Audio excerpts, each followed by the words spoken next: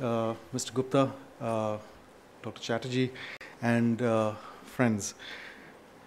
I think delivering a keynote at such an event is a pleasurable activity for me because it's very different from what I do every day. And it's quite a wonderful thing to be in a room full of people who are enthusiastic, hopeful, and very, very what shall I say, extremely keen on changing the world. And I think that's what we all have to do. I just overheard Mr. Gupta mention we all have to do our jobs well. And I think being enthusiastic about our jobs is the beginning. I'm trained as an architect, so I totally understand what Ambassador Luby talked about in terms of integration. Architects are taught to integrate. It's almost impossible for us to build a building without putting in the plumbing or the electricals or windows and such like. So I totally understand what we are up against. And integration itself is an enormous challenge in our country, given that we tend to operate in very fragmented manner. So we still have to work on creating systems of working which bring all the elements together. I think, again, to refer to what the ambassador said, that the photographs of Estonia don't have anything to do with what we're talking about. I believe quite the contrary, actually. It is this technology and this new lifestyle that we are all conceiving and advocating that will allow us to preserve precisely those natural resources and the historical resources that all of us have in our old, very old heritage in our country. So I think low and high tech are not things which are contradictory. They're actually complementary. One enables the other, one creates the demand for the other, and so on.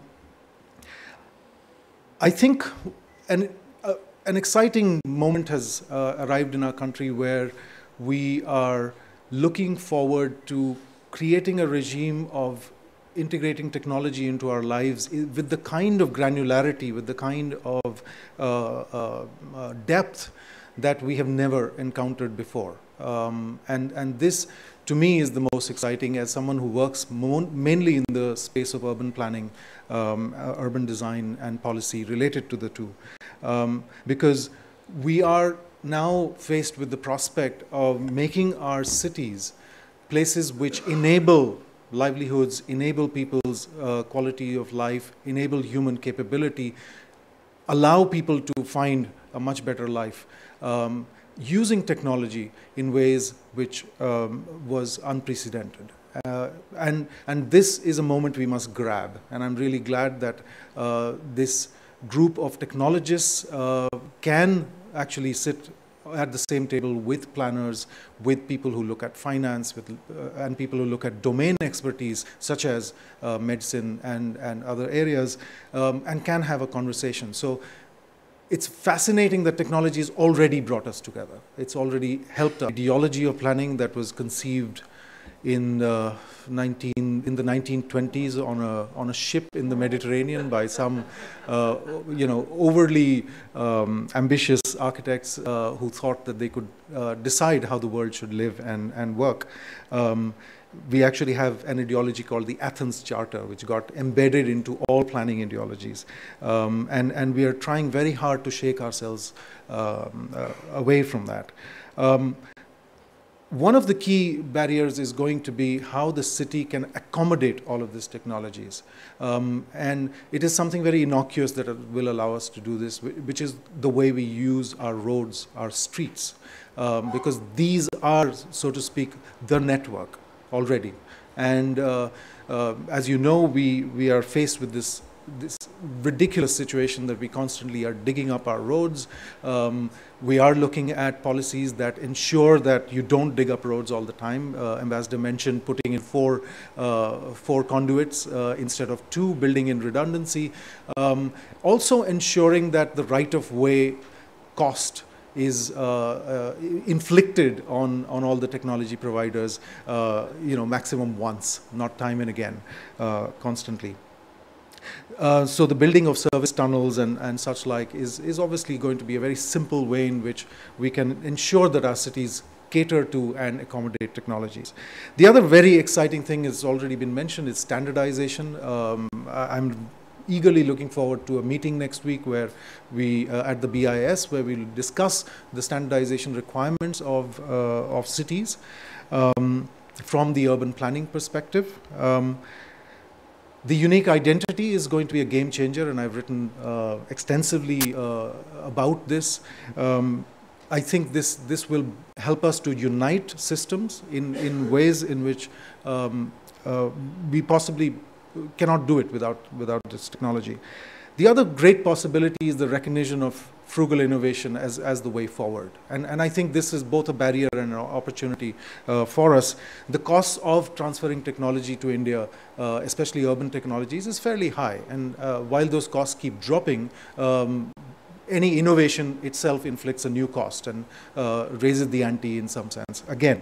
So how do we ensure that technology, the creation of technology and the mainstreaming of technology becomes almost like a habit in our countries and in our cities? So frugal innovations that everybody is able to contribute to. How do we crowdsource solutions is going to be one of the big questions coming forward. E-governance is another great opportunity.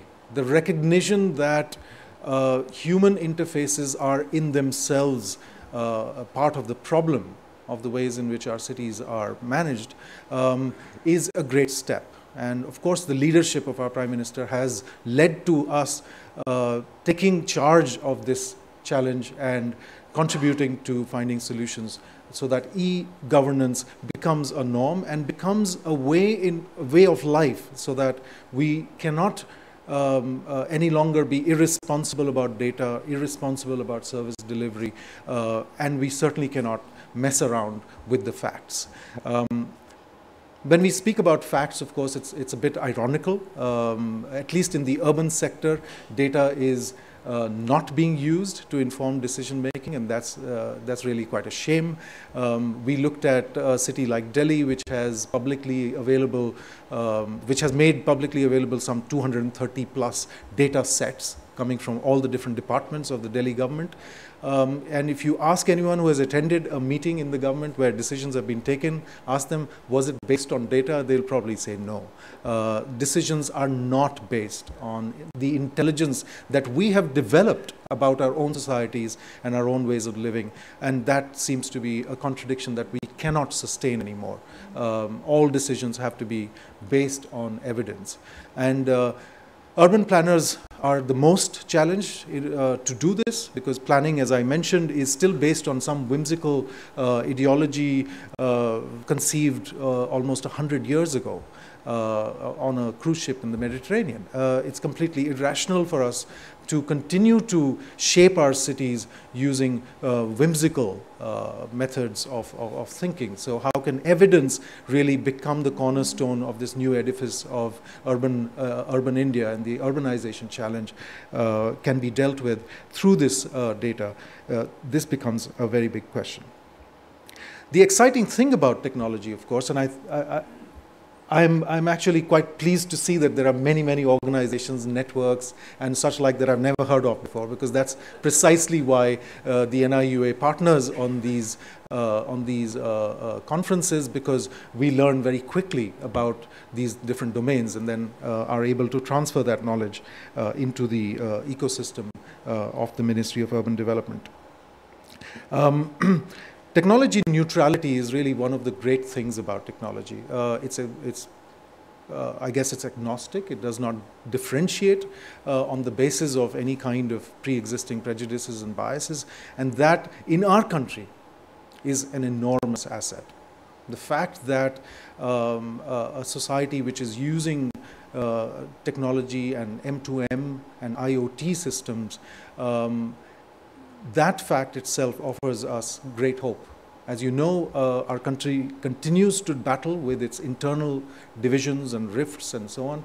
And for urban India, these actually inflict an enormous cost on our cities. So in order to have a civic life, in order to have a civic polity where citizens can actually contribute without being asked what their name is, what their race or caste or origin is precisely what makes this technology so exciting as a contributor to the future. We do need solutions, and we need them very fast, and we need them before technologies become obsolete. One of the highest priority areas is transportation and mobility. We need solutions very quickly in that. However, it's not enough for us to simply make intelligent transport systems when our buses are outdated and when our streets are actually destroying the bus chassis on a daily basis. So there is a need not only for rolling stock to be improved, but for the management systems as well as the human resources to become efficient and integrated. I'd like to end with one or two points which are presently the biggest challenges. Demonstration of technology costs us a lot. New technologies are not cheap. And it only makes sense for us to adopt technologies precisely at the point at which they have been conceived in some sense. The introduction of technology has to be timely. And demonstrating technologies is something that procurement systems in government actually, it's a blind spot. So you cannot tender out for simply a demonstration. As you all know, piloting in our country is an uphill task. You could spend a decade or your whole life trying to get a pilot going. Now, we have to find ways in which perhaps the private sector, possibly even CSR funds, could be used for demonstrating technology so that administrators and those much maligned bureaucrats actually get a chance to touch and feel and see the technology that they can then procure. Because at the end of the day, what is the biggest barrier in all of this is developing a culture of trust, as was mentioned earlier, to develop a culture where we have confidence in our abilities to use technology without creating further barriers and hurdles. So I'd like to conclude by highlighting just how important this element of trust is, and it is very heartening to see that the level of use of IT and the use of mobile telephony in our country is at a level where the technology itself can help us mediate this very, very messy ground of building trust between society and government. And that's why, once again, I would say that e-governance is a game changer and a transformative move in our country. And I believe one of the first things we need to look at is how IoT and M2M can really contribute to the widespread deployment of e-governance systems and, of course, the greatest efficiency and effectiveness of these systems. And I think it's precisely the people in this room, the organizations, companies, and networks that are present in this room who are going to be able to work with the government to make that happen. And I look forward to that. Thank you very much. Thank you.